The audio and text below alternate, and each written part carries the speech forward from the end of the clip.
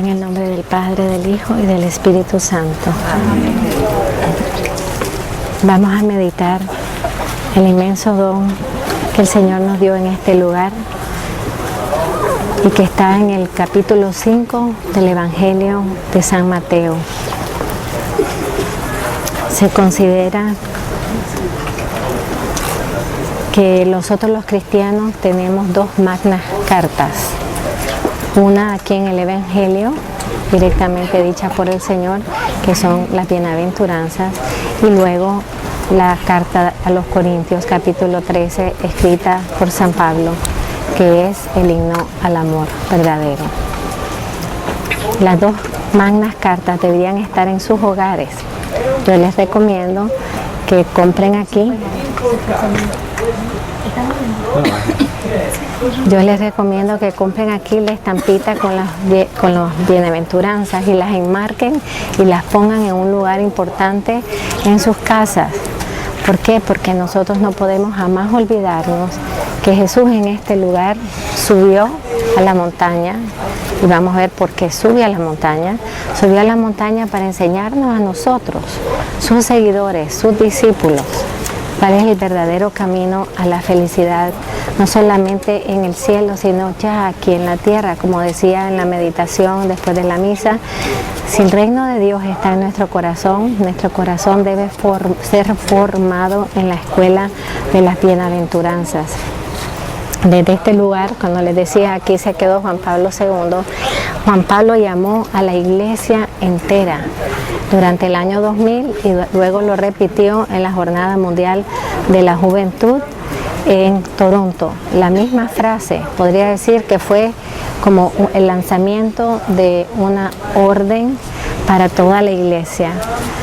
Dijo, el mundo de hoy lo que necesitan son hombres y mujeres de las bienaventuranzas.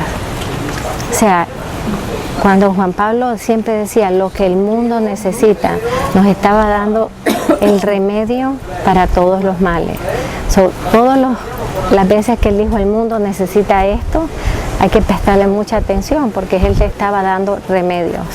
Pero él consideraba que venía un tiempo al mundo, esa mirada profética de Juan Pablo que se está cumpliendo, que venía un tiempo al mundo donde todos los valores cristianos iban a ser tergiversados y que en realidad los valores del mundo iban a tomar precedencia sobre toda la humanidad, y que incluso los cristianos iban a asumirlos de tal manera que dejaran sin darse cuenta de ser discípulos de Cristo.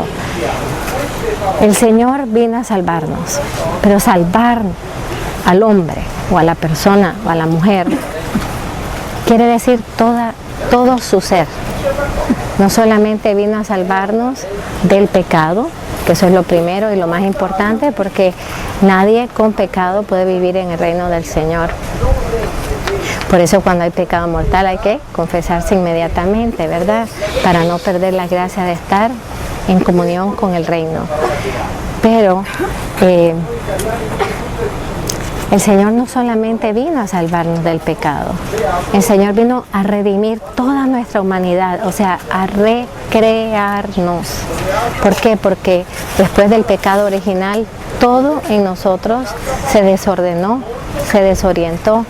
No perdimos la esencia, no perdimos lo que somos, pero mucho de lo que somos se desorientó.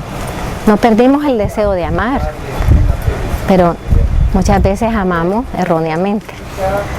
No perdimos el deseo de la felicidad, pero muchos buscan la felicidad a cualquier forma, en cualquier lugar y a costo de lo que sea. No perdimos el deseo de buscar el bien, pero a veces para buscar el bien se usan medios de mal, ¿verdad? Y mucha gente dice, bueno, el fin justifica, el fin justifica los medios, y eso no, para los cristianos no es cierto. El acto, para que sea bueno, tiene que ser bueno en su intención, en su forma de llevarse a cabo, para que entonces el fin sea moral. Entonces lo que quiero mostrarles es que todo lo que Dios nos dio, Él no lo quitó. Nuestra vocación, nuestra esencia, lo que somos, no se quitó con el pecado, pero se desordenó. se distorsionó. Nosotros que fuimos creados para amar, y esa es nuestra verdadera felicidad, es el donarnos plenamente a los demás. Sin embargo, con el pecado perdemos la capacidad de buscar el amor en la donación plena y empezamos a buscar ¿qué? Que sea todo para mí, que se llama simplemente egoísmo. Entonces el egoísmo empieza a gobernar más que la fuerza del amor verdadero en el corazón. Entonces el Señor todo lo que va a hacer y todo lo que Él enseña, todo lo que Él hace, todo lo que Él dice es para la conversión de la persona completa, que empieza con la conversión del corazón. ¿Por qué el Señor aprovecha este momento para dar las bienaventuranzas? Porque si nosotros leemos unos versículos anteriormente, su fama se ha extendido hasta Siria. Ya todo el mundo sabe que aquí está el Señor que enseña, que muchos creen es el Hijo de Dios, que ha sanado, que ha hecho liberaciones, y se empieza a extender y empiezan a venir multitudes. Y por eso cuando el Señor viene, sabe que vienen multitudes, sabe por qué vienen. Sabe porque se ha extendido su fama de las cosas que Él ha hecho. Entonces aprovecha y dice, yo les voy a enseñar la verdadera razón por la que yo vine. Que todos mis signos y todos mis actos de amor son actos de misericordia, que todos nosotros estamos llamados a hacer. Pero el Señor no solamente vino a hacer actos de misericordia, vino a enseñarnos a nosotros a ser hombres y mujeres nuevas, recreadas, regresados a la inocencia original. Y por eso aquí nos da la magna carta para ese regreso. Por eso les decía, son 8 escalones para llegar al cielo. Y suenan muy lindos, pero son muy difíciles de vivir. Son muy exigentes las bienaventuranzas. Y por eso mucha gente no las vive. Aunque nos digamos cristianos o incluso aunque estemos supuestamente muy cerca del Señor. Y hermanos, las bienaventuranzas es nuestro punto de discernimiento del auténtico cristianismo. Un líder que no viva las bienaventuranzas, no lo sigan, por favor, no lo sigan. ¿Por qué? Porque es líder a su forma. No es un líder con el corazón de Cristo, no es un buen pastor. Las bienaventuranzas, como decía el padre en la homilía, citando al cardenal Ratzinger, son la figura de Cristo. Si nosotros queremos conocer cómo era la persona de Cristo, cómo era el corazón del Señor, está descrito en las bienaventuranzas. El rostro de Cristo está dibujado en las bienaventuranzas. La personalidad de Cristo está manifestada en las bienaventuranzas. La forma en que Él quiere que nosotros vivamos. Porque Él no solo vino a darnos una enseñanza, Él vino a transformarnos para hacernos vivir un nuevo estilo de vida. Si no, sería simplemente teoría. Y la palabra se hizo carne. Entonces el Señor quiere que nosotros aprendamos qué es el reino de los cielos. Pero al mismo tiempo quiere enseñarnos a vivir en el reino. Y para vivir en el reino hay que vivir las bienaventuranzas. Y por eso hasta para nuestra propia reflexión personal o examen de conciencia, yo tengo que verme cómo estoy yo viviendo en el reino, qué tan dentro del reino o cuánto el reino está viviendo en mí, basado en las bienaventuranzas. Yo me imagino ese momento, hermano, y a mí siempre me da mucha emoción venir aquí, porque hay detalles tan claros en las bienaventuranzas. Para el Señor nos quiere sentar en su escuela, y esa escuela es para enseñarnos a vivir. El Señor quiere enseñarnos a vivir, como quiere enseñarnos a sufrir, como quiere enseñarnos a amar, como quiere enseñarnos a ser miembros del reino de su Padre. Quiere enseñarnos a ser hijos de su Padre, en Él, quien es el Hijo del Padre. Pues fíjense que el Señor está aquí y ve que vienen multitudes, se acercan multitudes, muchos caminando, otros venían por barcas en el lago, y el Señor que estaba al nivel del lago, cuando ya llega toda la gente, ¿qué hace? Sube esta montaña. ¿Por qué subió una montaña para hablarnos de esto? Siempre que el Señor va a hablar algo sumamente importante, sucede en una montaña. ¿Por qué sube a la montaña y toda la multitud tiene que subir con él? Si lo quieren oír, tienen que subir, porque en esa subida hay un simbolismo. El Señor viene a elevar al ser humano a su verdadera dignidad y a su verdadera virtud. Y las virtudes, hermanos, no se alcanzan solo pidiéndolas, se alcanzan ejercitándolas. O sea, hay que subir, ¿verdad que es difícil subir una montaña? Pues es difícil romper con los patrones de la carne, con las inclinaciones bajas, que no todo en nosotros es inclinaciones bajas, pero hay inclinaciones bajas y sabemos que tenemos que reconocerlas. El ir rompiendo con esas inclinaciones bajas para ir adquiriendo la vida de las bienaventuranzas es un subir una montaña. Pero el Señor quiere elevarnos a vivirlas porque nosotros fuimos creados en la bienaventuranza. En el Edén se vivían las bienaventuranzas. Y la bienaventuranza es felicidad, es paz, es alegría. Pero el hombre caído cayó por el pecado. El hombre estaba abajo y le dice, vengan y suban. Y empiezan a subir, o sea, voy a subirlos y enseñarles el camino de la elevación de su humanidad para que sean plenamente humanos. Hermanos, hay un error que a veces escuchamos. Yo peco porque soy humano. No, no es cierto. Yo peco porque tengo en mi humanidad una área caída que se llama concupiscencia. Pero no porque soy humana, es que peco, sino porque Adán y Eva eran humanos, eran personas humanas, pero por rebeldía, desobediencia, falta de confianza y una serie de sentimientos que pasan ahí, caen. Entonces entra en la persona humana, entra en la naturaleza humana el pecado original que nos hace que tengamos una herida que nos hace como tender, como una fuerza que nos hace tender al pecado, y tenemos que irnos elevando. Y Jesús viene para elevarnos. Por eso fíjense que a todos los que sana, sean ciegos, paralíticos, la hemorroísa, a quien sea, a María Magdalena, a todos al final le decía, levántate. Levántate.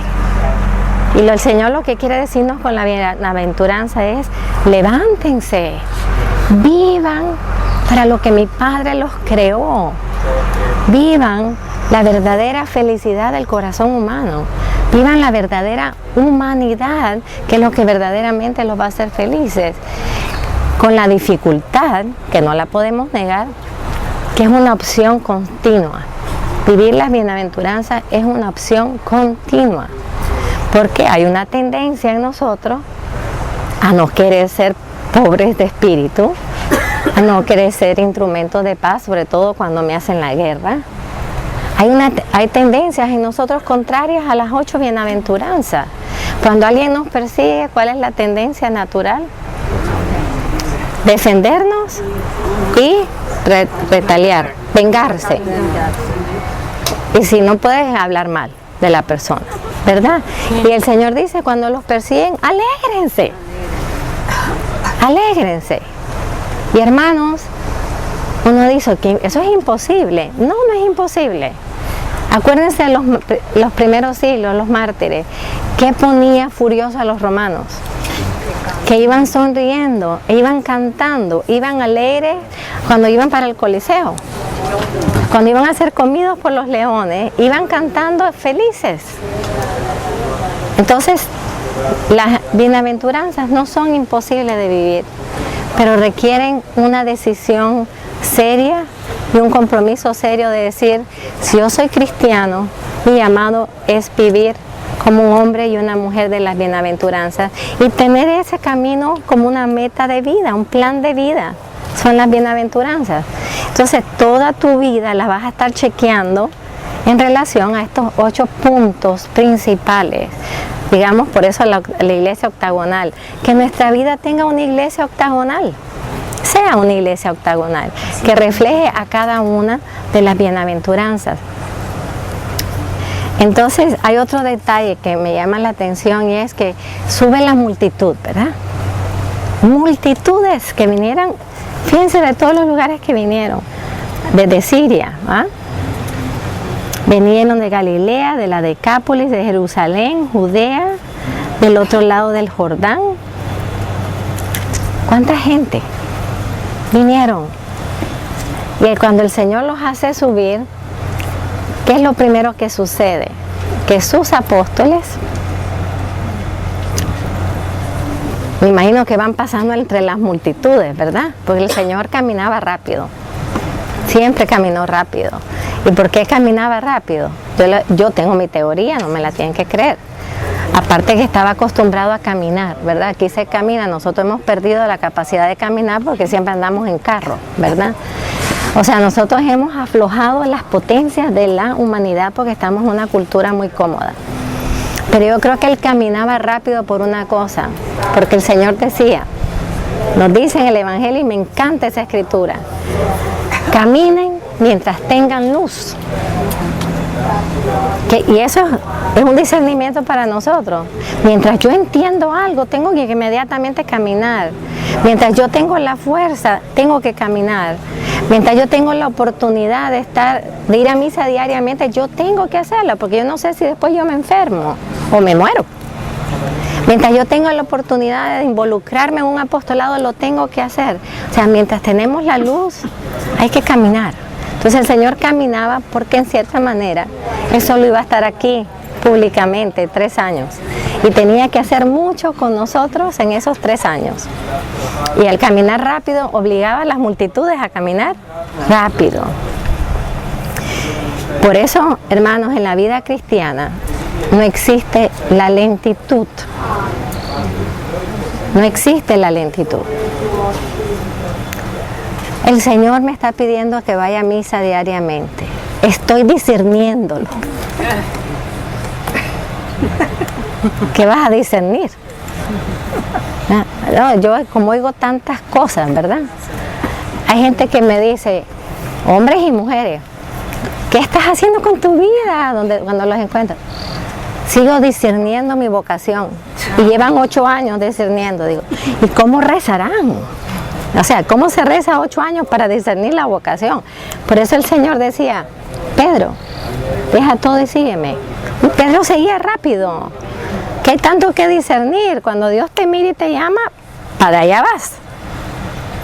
Pero así somos, hermanos. ¿Cuántas resoluciones hacemos? O hemos hecho en la misma peregrinación, por favor, cúmplanlas. Cúmplanlas porque Dios les ha hablado.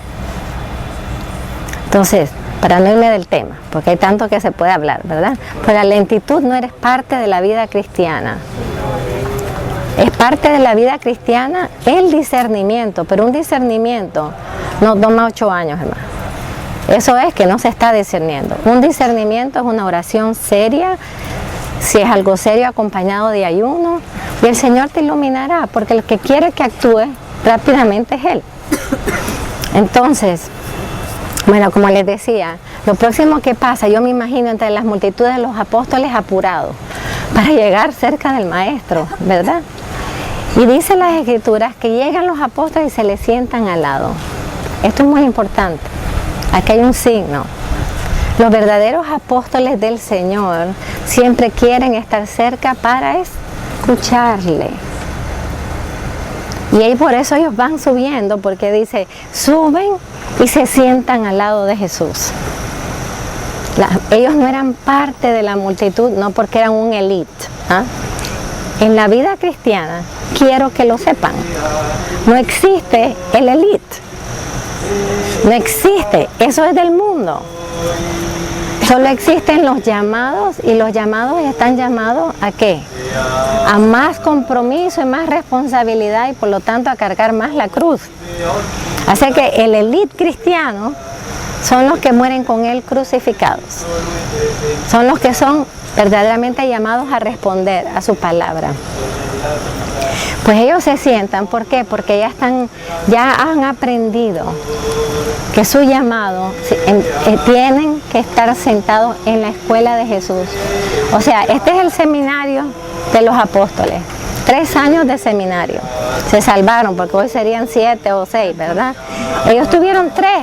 Bueno, eran 3 porque estuvieron con el maestro de los maestros, ¿verdad? Pero aún así no aprendieron mucho, ¿verdad? Hasta que vino el Espíritu Santo. Pero se sientan al lado, y aquí viene la enseñanza. Si queremos escuchar al Señor de verdad, hablar a nuestro corazón, tenemos que irnos a sentar cerquita de Él. ¿Y a dónde nos vamos a sentar cerquita de Él? En el Santísimo Sacramento. Porque ahí está Él hablándonos. Entonces empieza a enseñar con estas palabras, que son las bienaventuranzas, hermanos.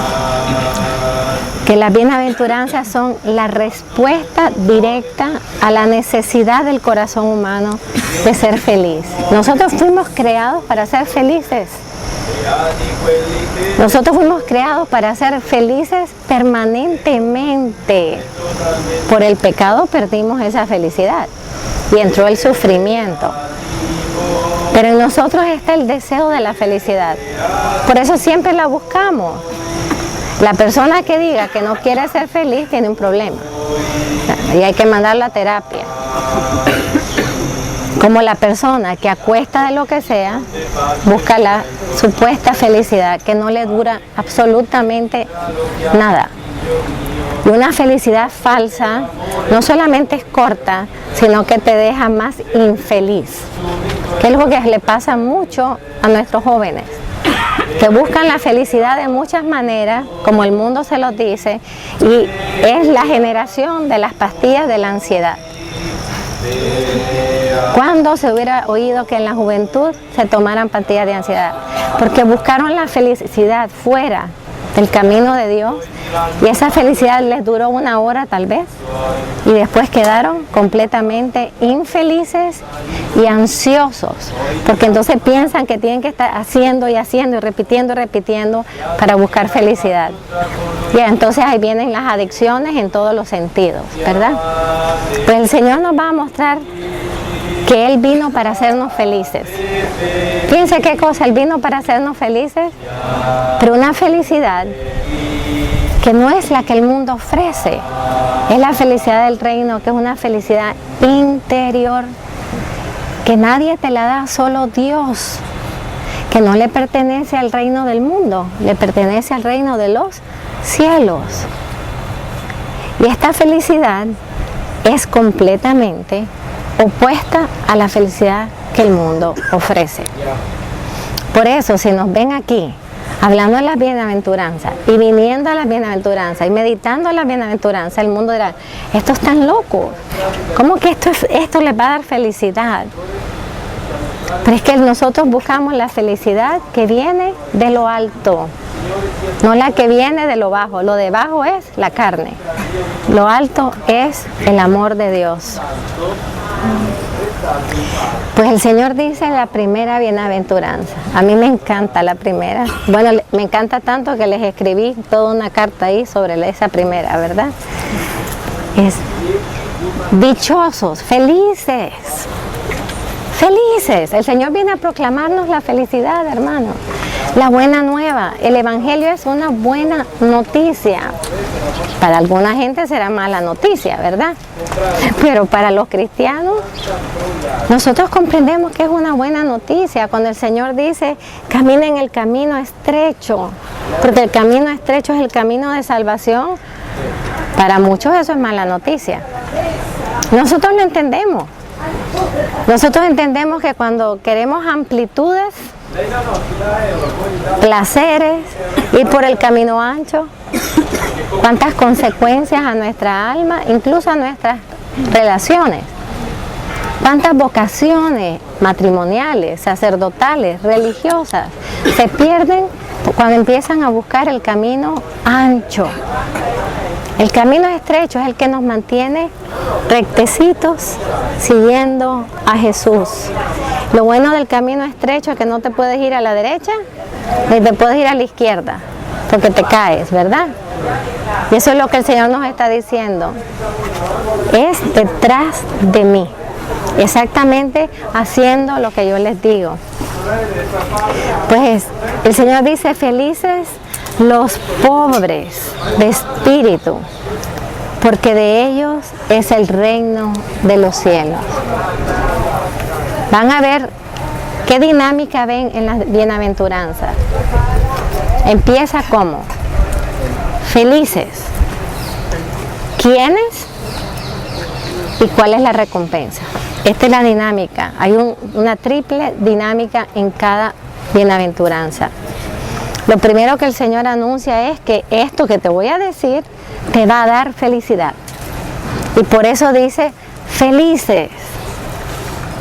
Pero también, fíjense que el Señor no impone, está invitando. Miren cómo lo dice, felices los pobres de espíritu, o sea, aquellos que acepten en su corazón vivir la pobreza de espíritu.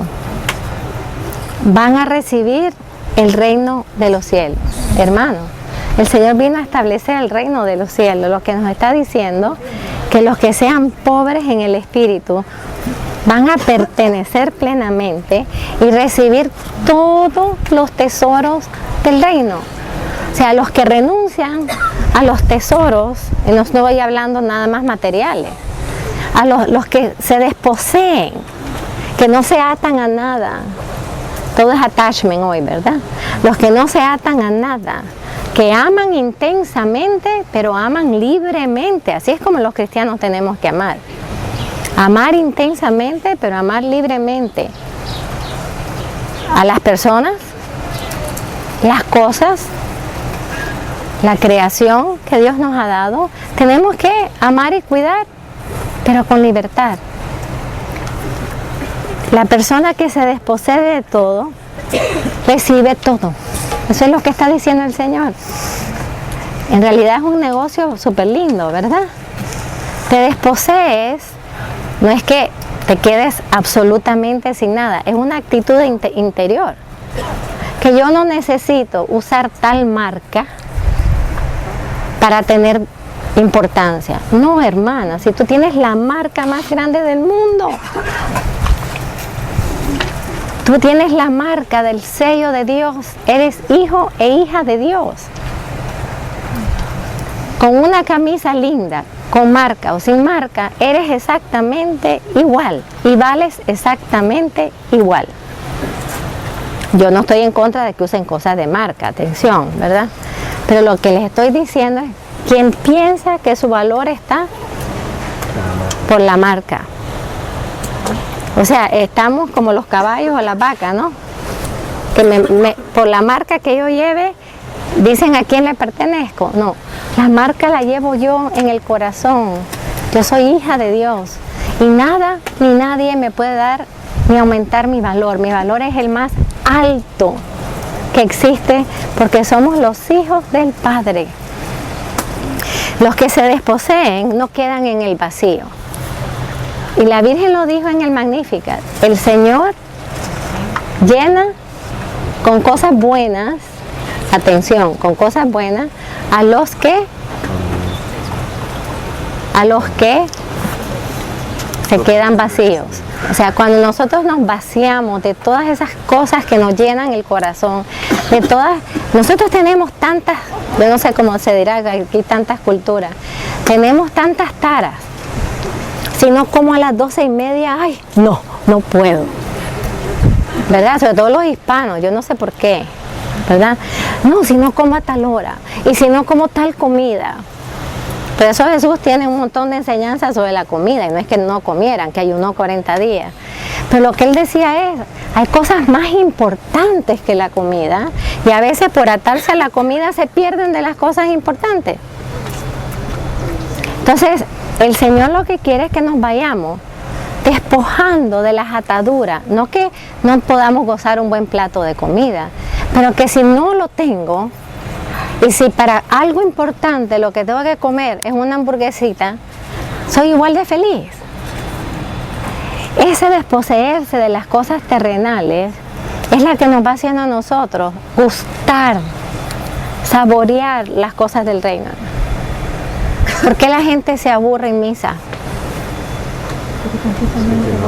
Porque están pensando, ay, qué aburrido una hora aquí. Y yo, ay, pues podría ver el partido de fútbol, o podría estar en el mall, ¿se dan cuenta? Estamos con nuestra casa tan llena de cosas terrenas, o incluso de preocupaciones. Cuando yo digo, si estamos tan preocupados, pues vamos más al Señor para presentarle las preocupaciones.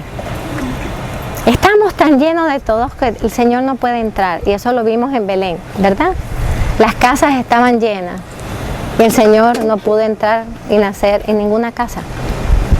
Igual pasa con nosotros, por eso dice, felices los que se vacían, o sea, los que se van despojando, los que no se atan a nada y tienen su corazón completamente libre para Dios, para todo lo que Dios quiera darles, porque Dios les va a dar lo más grande. ¿Y qué es lo más grande que Dios da?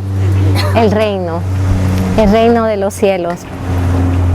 Bueno, se puede dar un curso de un mes en cada bienaventuranza, no lo voy a tener aquí un mes, vamos para la otra. Pero bueno, ¿qué nos queda de esto?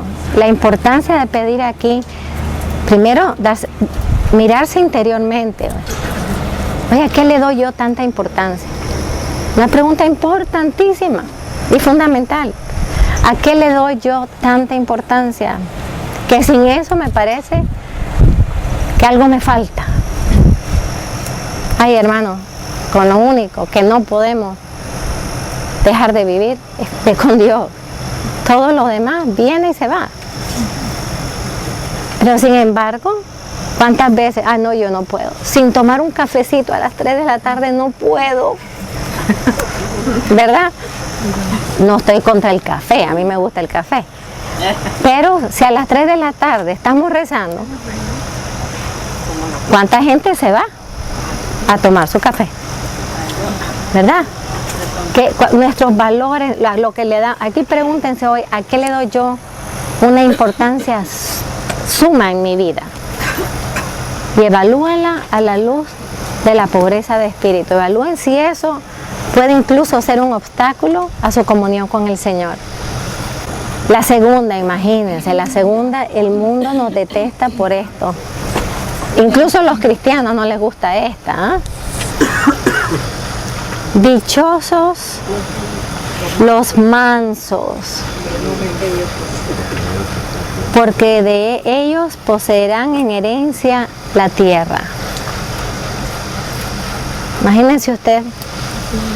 Felices los mansos. ¿Quiénes son los mansos? A ver, defíname la mansedumbre. Humildes. Buenos. Tranquilos. Los que se dejan llevar. Imagínense eso. Los que se dejan llevar. O sea, lo opuesto a la rebeldía, lo opuesto a yo voy a hacer lo que yo quiero. No, yo en eso no. A mí que no me toquen. Eso, lo opuesto a todo eso es la mansedumbre. La mansedumbre es por eso Jesús está hablando de sí mismo. Jesús se dejó llevar. Se dejó llevar por los soldados romanos, se dejó llevar por donde lo llevaban, iban para la casa de Caifás, después para la de Anás, después lo tiraron al hueco donde pasó toda la noche, que vamos a estar ahí. Y él iba silente, cordero manso. La mansedumbre es un estilo de vida de total docilidad a la voluntad de Dios. Ay, madre, pero ¿cómo sé cuál es la voluntad de Dios? Pues primero que nada, es muy sencilla. La voluntad de Dios empieza por los deberes de tu vocación. Ay, no, pero como hoy él no me dijo buenos días, yo no le cocino. Yo de ejemplo de lo que yo oigo. ¿Es eso mansedumbre? No, ya la mansedumbre es lo opuesto a la autodefensa.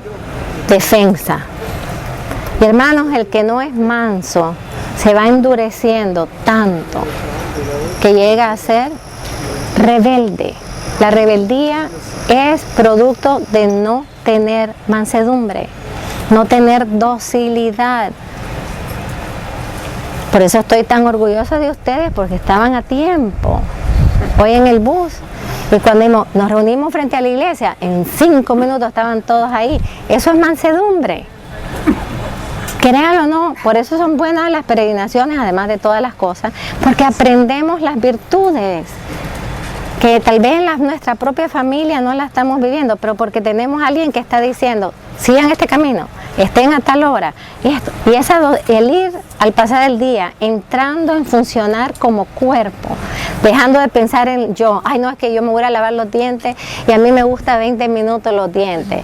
Y está la gente esperando, ¿verdad? Estamos acostumbrados al yo, pero cuando estamos varios días ya peregrinando en grupo, empezamos a pensar en el bien común. Entonces empezamos a entrar en la docilidad, en la mansedumbre. Ahora, la mansedumbre no es tontería.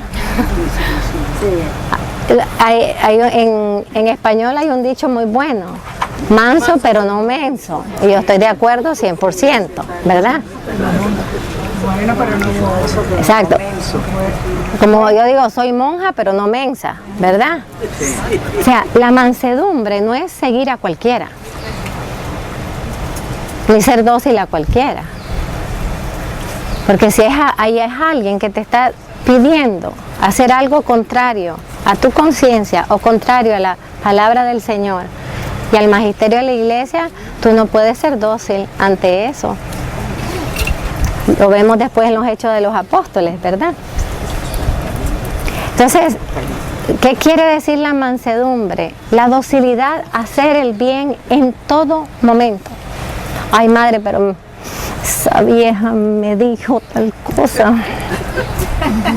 Pues mira, volteate para otro lado, reza un Padre Nuestro, cálmate. Porque ponerse brava por eso es normal, ¿verdad? Pero cálmate, reza un Padre Nuestro por la señora. No es señora, es una vieja. Por la vieja reza el Padre Nuestro y cálmate. Pero no le vayas a decir algo, no le vayas a contestar con la misma moneda. No le vayas a retornar lo que te hizo. El Señor después dice, con la medida que midas, serás medido. O sea, si te dieron un palo, no vayas tú con otro palo, porque el Señor va a venir con un palo.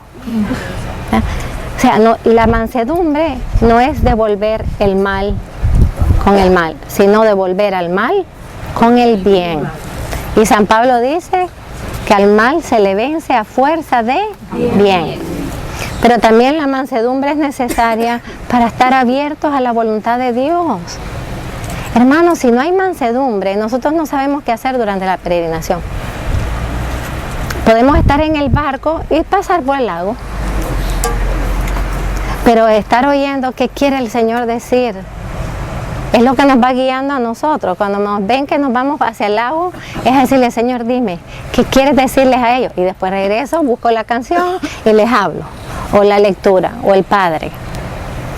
Pero eso no es porque nosotros lo planeamos, porque estamos dóciles al Espíritu Santo, porque no estamos aquí para hacer nuestras ideas, sino para estar escuchando al Señor.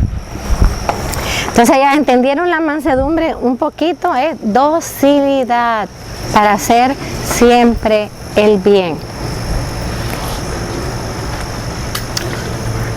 Felices los que lloran, porque ellos serán consolados. Hermanos, qué belleza de bienaventuranza, ¿verdad? Felices los que lloran, porque ellos serán consolados. Ahora, quiero que sepan que no todas las lágrimas son bienaventuradas, ¿verdad? Yo tengo una charla, pueden entrar en la página de Corazones, una charla sobre las lágrimas, y hago las definiciones de lágrimas. Pero no todas las lágrimas son bienaventuradas. El que llora por orgullo no va a ser consolado. El que llora por rabia no va a ser consolado. El que llora porque no hicieron lo que yo quise, porque la gente llora por eso, ¿ah? No va a ser consolado. No es toda lágrima la consolada, sino la bienaventurada. ¿Cuáles son las lágrimas bienaventuradas? Las que se derraman por amor, primero, por amor.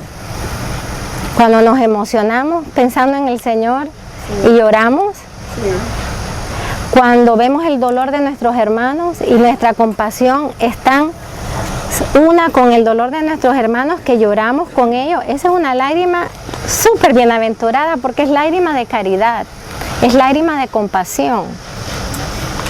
Cuando lloramos por la pérdida de un ser querido, esa es una lágrima bienaventurada, que Jesús lloró.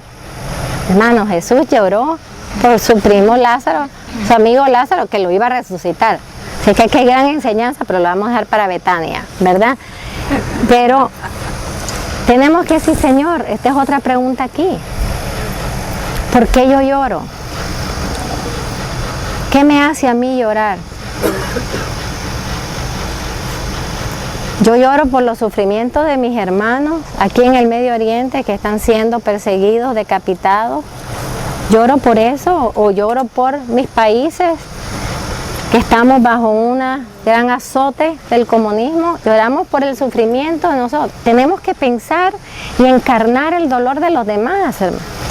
Y cuando eso me hace llorar, y llorar no solamente es la lágrima física, llorar es cuando yo lo sufro en el corazón y que me mueve a una respuesta, a lo que yo pueda.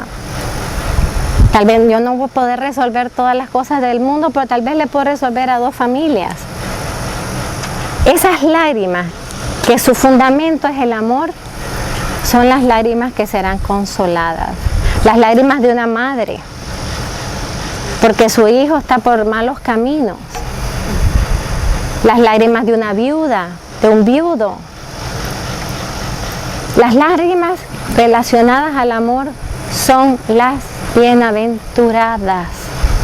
Todas las otras lágrimas no serán consoladas. Pero, ¿qué quiere decir? Cuando nosotros estamos en ese dolor, cuando estamos llorando, ya sea por nuestro dolor o el de otro, que la compasión es tan real, que nos hace sentir, como decía San Pablo, lloren con los que lloren y sufran con los que sufran. Eso es ser cuerpo, ¿no? ¿Verdad que si a ustedes les duele la cabeza, todos ustedes se sienten mal? Si les duele una muela, ¿verdad que se sienten mal? Pues si el cuerpo místico de Cristo está sufriendo, ¿cómo no nos vamos a sentir mal? ¿Cómo no vamos a llorar? ¿Cómo no vamos a sentir dolor? Entonces preguntémonos aquí, de verdad, ¿por qué lloramos? Porque yo he visto lágrimas de todo tipo, ¿eh? Yo he visto gente llorar porque el zapato que quería comprar no hay en su talla. Entonces aquí te das cuenta que no tiene ni la primera bienaventuranza, ni la segunda, ni la tercera. ¿Verdad? Nos da risa, hermanos, pero así somos. ¡Qué terrible! ¡Qué terrible que nos bajemos tanto cuando estamos llamados a ser tan altos! ¡Qué terrible! Y cómo debe llorar el Señor y nuestra Madre. Cuando fuimos creados para ser imagen y semejanza suya. Y nosotros a veces nos revolcamos como los cerditos, ¿verdad? Hay una palabra del Señor ahí bien fuerte sobre eso. Que dice, ay Señor, ahí como que se te fue la mano, pero cada vez le entiendo que tiene razón en decirla, ¿verdad? Cuando dice que los cerdos regresan, o los perros regresan a su vómito. Decía, ay, qué horror, Señor, ¿y por qué dijiste eso? Yo me pasé como unos años en mi juventud, ay, qué asco, porque el Señor dijo eso. Hermano, al pasar la vida, cuánto yo veo que esta es una realidad nuestra. ¿Cómo decimos? Voy a salir del egoísmo, y al mes ya estamos regresando otra vez al vómito del egoísmo. ya no voy a ser chismosa. Decidido que no voy a ser chismosa. Y dura 2 semanas. Y a las 2 semanas te encuentras con la que chismeabas más. Y el Señor te la mandó, quiero que sepas. Que el Señor te la mandó para ver si era cierta tu determinación. Y después dices, ay, es que no pude aguantarme porque me encontré con Carmencita. Hermanos, eso es regresar a nuestro vómito. Y lo peor es que decimos, no pude. Cuando tenemos la gracia de Dios para vivir en la santidad y en la virtud. ¿Por qué no decimos, fui tan necia? Por eso el Señor usa la palabra necia y necio todo el tiempo. Somos tan necios que no vivimos según nuestra dignidad. Yo no soy eso, yo no soy un perrito que regresa al vómito. Yo más bien tengo que no regresar a mi atrás, a mi pasado, al hombre viejo. Yo tengo que subir la montaña para alcanzar ser la nueva criatura. Bienaventurados los que tienen hambre y sed. ¿Oigan de qué? No es de café, ni de pescaditos, ni de qué, aunque vamos a ir a comer pescado. Pero de los que tienen hambre y sed de justicia. Ay, qué cosa es eso, ¿eh? Pues como la justicia es una palabra súper abusada para arriba y para abajo, unos no la usan para nada, ¿verdad? Para unos la justicia no se debe usar, todo es misericordia, pero una misericordia que no está balanceada por la justicia se desordena. Para unos la misericordia es, ay, los pobres, dejémoslos así y amémoslos y acogémoslos. Sí, hay que acoger al pecador, pero a sacarlo de su pecado. Entonces, la justicia es la que te dice, no puede mantenerse en su pecado, porque nada impuro puede estar en la presencia de Dios. Pero la misericordia es la que hizo Jesús, que detuvo las piedras sobre Magdalena, le protegió la vida a una adúltera, prostituta, famosa. ¡Qué misericordia, hermano! Pero se la protegió y no le dijo, ok, vete y sigue ahí de prostituta. No le dijo, vete y no peques más. Misericordia y justicia. Entonces, para algunos sectores cristianos que no existe la justicia. Dios es misericordioso y se les olvidó los otros 15 atributos de Dios. Empezando que también Dios es justo. Y es verdad que su misericordia, gracias a Dios, que su misericordia algunas veces va más allá de su justicia. Y le debemos de dar gracias, porque si yo fuera Dios, hace años nos hubiera mandado algo pero bien duro al mundo. Va a tener que venir si no cambiamos. Y no estamos cambiando, estamos yendo para peor. Pero llegará un momento en que Dios en su justicia no podrá permitir, por el bien nuestro, que sigamos viviendo en esta anarquía de pecado. Entonces, ¿quiénes son los que tienen hambre y sed de justicia? Los que buscan el equilibrio, hermano. La justicia es equilibrio. Los que buscan en todo momento la misericordia, pero que lleve a una verdadera libertad. También la justicia es preocuparnos del bien común. Si yo me preocupo solo de mis cosas, yo soy injusta. Pero si yo me preocupo de lo que le falta al otro y le comparto de lo que yo tengo, soy una persona justa. Si yo sé ver las situaciones de la vida y, por ejemplo, una persona está en el baño y está atrasando el bus, ¿verdad? Siempre está tarde, tiqui. Y en vez de pensar primero, déjame ver si tiene una emergencia, y bajar, y decir, ¿te pasa algo? No, es que hasta ahora vine. Bueno, la próxima vez tienes que subirte a tiempo. ¿verdad? Pero ¿cuál es el primer pensamiento? No puede ser darle una etiqueta a la persona. La etiqueta a las personas nunca se dan, se le da a los actos.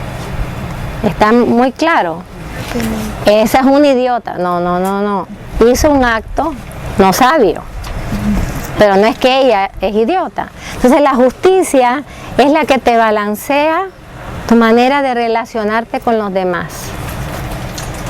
¿Me van entendiendo? Porque hay mucho que se puede explicar de eso y no tengo tiempo. La próxima bienaventuranza. Pero ¿cuál fue la promesa a los que son justos? Serán saciados. O sea, los que se preocupan de sus hermanos. Este es siempre mi argumento con los comunistas, y ahora se llaman socialistas, como para cambiarle el tema, pero al final es lo mismo, ¿verdad? Nada más para hacerlo más suave, ¿verdad? Que la injusticia hay que vencerla. Yo decía, sí, hay que vencer la injusticia. Le decía yo, igualito que ellos. Decía, pero no como tú lo piensas. Porque tú piensas que la injusticia es poner al rico contra el pobre y el pobre contra el rico. No, al contrario. La injusticia se vende uniendo al rico con el pobre y haciéndolos hermanos. Porque se necesita a los que tienen los medios para que les crean trabajos. Si no hay personas con los medios económicos y Dios no nos proveyera con personas con medios económicos, ¿quién construye las oficinas, las empresas donde se les da trabajo a los pobres? Y además, cuando uno ve quién hizo esa escuela, fue tal y tal señor que donó esto para hacer una escuela. Pues ese señor tenía que tener medios para donar esa escuela para estos niños pobres, ¿verdad? O hacer un orfanatorio. Entonces, la justicia no es crear oposición, sino que la justicia es crear unidad. La injusticia más bien es crear división. Ahora quiero decirles otra cosa que dijo San Pablo, que la mayor injusticia, atiendan esto, porque como vimos en tiempos de mucha confusión, que la mayor injusticia era no proclamar la verdad. Y ahora te dicen, ay, no le digas eso, no les insistas en el evangelio, no les proclames, déjalos ahí. ¿Cómo que déjalos ahí? Si el Señor dijo, vayan todas las naciones y hagan de todo el mundo mis discípulos. El Señor, si lo encuentran en el evangelio, por favor, me lo dicen para callarme. Pero el Señor en ningún momento dijo, no le digan a nadie nada de mí. Porque por cualquier forma pueden salvarse. ¿El Señor dijo eso? Dijo, yo soy el camino, yo soy la verdad y yo soy la vida. Y el que viene a mí, no dijo a cualquiera, a mí, lo llevaré al Padre. Entonces, hermanos, por eso decía San Pablo que la injusticia más grande era negarle la verdad a los que no la conocían, negar el evangelio a los que no lo conocían. Bienaventurados los misericordiosos, porque ellos alcanzarán misericordia. ¿Quiénes son los misericordiosos? Los que no cierran el corazón ante los males recibidos, sino que más bien se dedican a oponerse a ese mal, haciendo siempre el bien. Y por eso el Señor, quien es la divina misericordia, ¿cómo se aparece para revelar su divina misericordia? Con su corazón abierto, de ahí saliendo sangre y agua, los rayos de la misericordia, ¿verdad? ¿Por qué tiene el corazón abierto? Por salvarnos, por morir por nosotros. Porque lo traspasaron en el Calvario con una lanza. A propósito, ya estaba muerto. O sea que no hacía falta que lo remataran. A él le ponen la lanzada para asegurarse que estuviera muerto. O sea, doble odio, ¿no? ¿Y cómo responde el Señor a tanto odio? Dona. Con amor. Cuando le traspasan para rematarlo, dona, sigue después de muerto, sigue donando vida. Porque el amor es más fuerte que la muerte. Y sigue donando vida después de muerto. Ay, me ericé, perdón. Y salió sangre y agua, simbolizando los dos grandes sacramentos del bautismo y la Eucaristía, pero también simbolizando los rayos de misericordia. La misericordia es eso. Me traspasan el corazón. ¿Qué hago yo con ese dolor? ¿Qué hago yo con ese dolor? ¿Dejo que esa llaga se me pudra con rencor? ¿Que se me infecte? ¿O lo ofrezco? ¿O trato de buscar qué fuente se está abriendo, Señor, a través de este dolor? Porque toda herida, me dijo una vez el Señor, de todas sus heridas abran fuentes, como hice yo. Entonces, todos somos traspasados, a veces todos los días, a veces en muchas formas, a veces con diferentes formas de espadas o tamaños. Pero ¿qué decido yo hacer con ese dolor? Si lo transformo en una fuente que traiga vida, soy misericordiosa. Soy misericordiosa. Cuando puedo perdonar, hermano. Hay gente cristiana que va a misa todos los días. Yo no puedo perdonar. Yo no puedo perdonar. Hermanos, ¿cómo podemos decir eso? ¿Qué antievangélico? Que me diga, ay, a mí me cuesta perdonar. Es normal.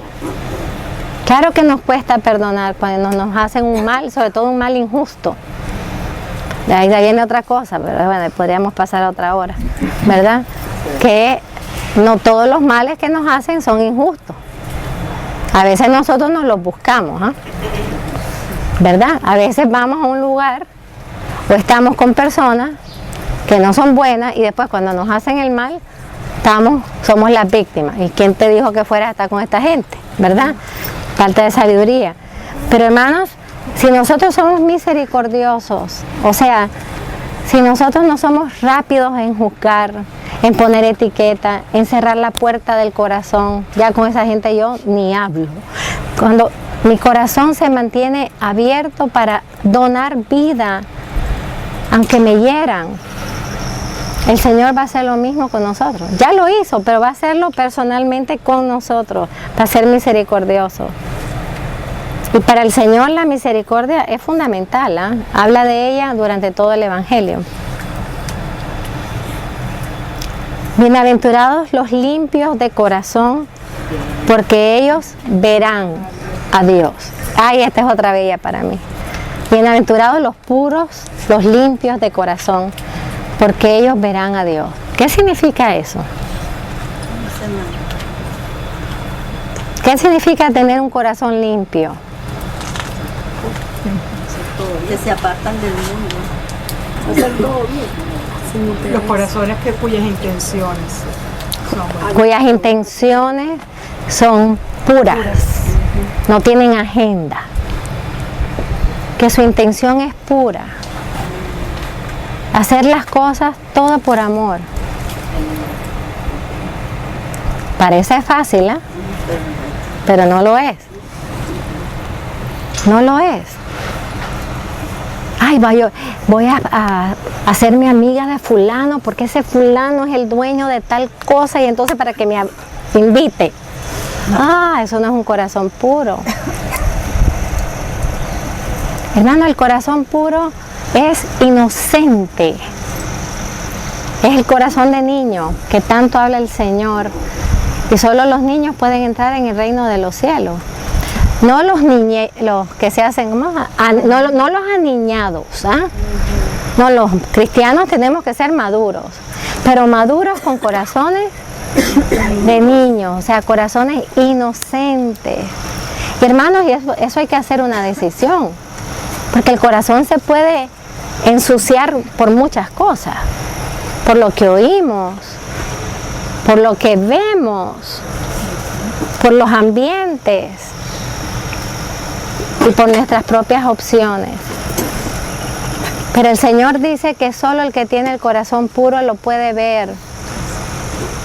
Aquí en la tierra y en el cielo. Pues hay que, si no estamos muy purificaditos, hay que pasar limpiándose un poquito, y eso se llama purgatorio. El purgatorio es un don de misericordia. Lo que me faltó limpiar aquí, tengo que irme a bañar al purgatorio, y ahí sí que me van a dar con lastra. Por eso es que duele el purgatorio. Por eso es mejor purificarse aquí en la tierra y aceptar todo lo que pasamos y vivimos, primero como purificación personal y segundo como ofrecimiento. Porque todo el Señor lo que nos permite aquí en la tierra es para purificarnos. O nos purificamos aquí o tenemos que ir al purgatorio a terminar la purificación. Yo prefiero aquí. Porque en el purgatorio me van a dar duro, y no tengo el Santísimo Sacramento. Ahí estoy en espera, ya estoy salvado, voy a llegar al cielo, pero ahí me están dando duro, no tengo a la Virgen, no tengo al Santísimo Sacramento, así que mejor aquí en la tierra. Esos son los únicos que pueden hacer buenos discernimientos, los que tienen el corazón puro. ¿Por qué? Porque son inocentes, porque no tienen agenda, porque no están llenos de su propia voluntad, porque no están llenos de autoamor. Entonces, ¿qué pasa? Pueden ver la voluntad de Dios con libertad. Y eso es lo que quiere decir, me podrán ver. Podrán comprender todo lo de Dios, entender su palabra, poder estar ante el Santísimo y creer que esa es la presencia real. Eso solo los corazones de niños pueden creer que Jesús está presente en la Eucaristía. Y por eso la Eucaristía es blanca. Me encantó que cogió que era pan blanco, porque ahí está el puro de corazón, donándose a nosotros. Bienaventurados los que trabajan por la paz, porque ellos serán llamados, ese es el mejor título, hijos de Dios. ¿Quiénes son los hijos de Dios? Los pacíficos. Yo no dije los pacifistas, dije los pacíficos.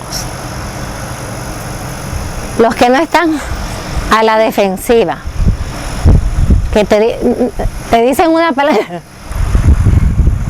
ahora ni te dejan ni hablar y ya te contestan, ¿verdad? Espérate, déjame terminar, que no te estaba diciendo. El mundo de hoy está tan agresivo, hermano, que estamos teniendo una cultura agresiva. ¿Y qué tenemos que nosotros hacer? Pacificarnos nosotros, para empezar a pacificar la cultura. Porque ¿de dónde surgen las guerras? Díganme ustedes, ayer que estábamos hablando de todo de guerra, ¿verdad? ¿De dónde surgen las guerras? Del corazón del hombre. Del corazón del hombre. ¿Quién la decide? El hombre. Entonces, ay, que no venga la guerra, Señor. Pero para que no venga la guerra, tienen que haber corazones que buscan la paz. Y tener la paz como un valor fundamental. Ahora, no se arriesga, no se pospone todo por la paz. Ay, para tener paz yo no voy a decir que soy cristiana, para que no se pongan bravos. No. Esa es una falsa paz. Porque también al mismo tiempo el Señor dijo, yo vengo a traer la espada y traeré división. Entonces, ¿cómo ponemos esta bienaventuranza con esa palabra? La paz es fruto del Espíritu Santo. Y la paz es fruto de vivir en Dios y con Dios. Entonces nosotros no podemos buscar la paz, ni crear la paz. Miren, pasan en tratados, pasan en decretos, firman, que te firman y que te firman, y siguen bombardeándose todo el mundo. Porque un papel ni un tratado trae la paz. Qué bueno que la firmen, ¿verdad? Por lo menos que hagan un gestico ahí. Pero la paz la trae el corazón humano. Y nosotros somos los primeros que tenemos que aprender a ser pacíficos, a no ser agresivos, a no ser contestones. Si hay dos peleados, ir a ver, vamos, vengan para acá, vamos a hablar, dime, ¿qué tú piensas que te pasó, papá? Y buscar reconciliación a lo que sea posible. A veces que hay alguien que no se quiere reconciliar, pues ni modo, bye, ¿verdad? Pero nosotros tenemos que ser buscadores de paz y transmisores de paz. Bienaventurados los perseguidos por la causa de la justicia, es decir, por la causa del reino, porque de ellos es el reino de los cielos. Bienaventurados cuando los injurien, ¿oyeron? Cuando hablen mal de ustedes. ¡Ay, qué alegría! ¡Ay, cómo cuesta esa, ¿verdad? Cuando nos están ahí dando palo y palo y nos están hablando y no nos dejan tranquilos, Señor, gracias, te alabo por esa persona, Señor, te alabo, Señor. Hay que decirlo como 100 veces hasta que llegue al corazón. Porque nosotros tenemos que ser capaces de alegrarnos, no con la alegría emocional, como la de anoche que nos carcajeamos con las historias, ¿no? Con la alegría interior que es decir, Señor, tú estás permitiendo esta persecución porque hay algo que quieres hacer en mí. O la estás permitiendo porque estás apartando algo y en el proceso de apartar algo tengo que pasar por toda esta tormenta.